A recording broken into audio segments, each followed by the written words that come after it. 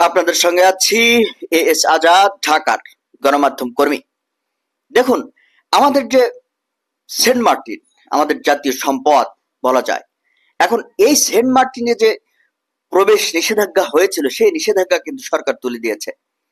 এই নিষেধাজ্ঞা তুলে দেওয়ার পরেও সেখানে পর্যটকের কিন্তু কোনো ছোঁয়া দেখা যায়নি, অর্থাৎ নতুন করে কোনো পর্যটক সেখানে যাচ্ছে না। এর পেছনে আসলে কোনো কারণ আছে নাকি হঠাৎ করে নিষেধাজ্ঞা তুলে দেওয়ার পরে যে থামথমাথম অবস্থা ছিল সেই স্বাভাবিক অবস্থা এটা, নাকি মিয়ানমারের উত্তাল পরিস্থিতির কারণে আসলেই পর্যটক সেখানে ভয়ে যাচ্ছে না? কারণটা কি আমরা আসুন জানি।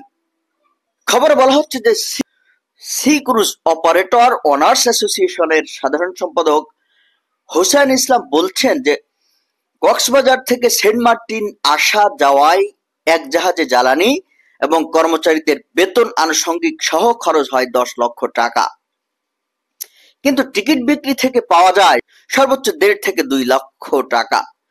দিনে 7 থেকে 8 লাখ টাকা লোকসান দেওয়া সম্ভব নয়। অর্থাৎ সেন্ট মার্টিনে এখন জাহাজ মালিকরা যেতে চাচ্ছেন না, কারণ তাদের লোকসান হচ্ছে।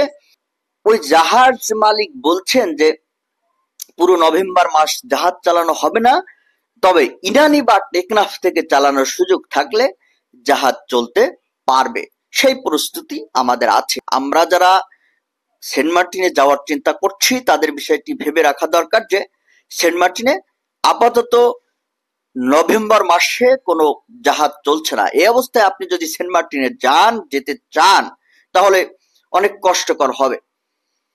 ওই জাহাজ মালিক বলছেন যে অনুমোদন পাওয়া এমভি কর্ণফুলী এবং 12 আউলিয়া বর্তমানে চট্টগ্রামের পতেঙ্গায় নোঙ্গর করা আছে।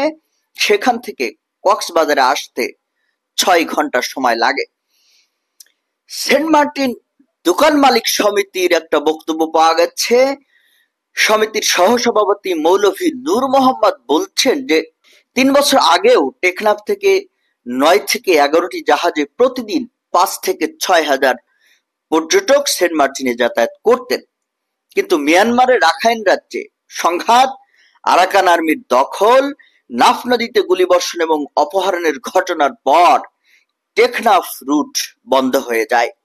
অর্থাৎ সেন্ট মার্টিনে পর্যটক যাতায়াত শুধু সরকারের নিষেধাজ্ঞার কারণে নয়, কিন্তু মানুষের মধ্যে আতঙ্কের কারণেও কিন্তু পর্যটক কমে গেছে, কারণ মিয়ানমারে এখন পরিস্থিতি ভালো না। অর্থাৎ গত 2-1 বছর কিন্তু মিয়ানমারে ভয়ঙ্কর সংঘাতময় পরিস্থিতি।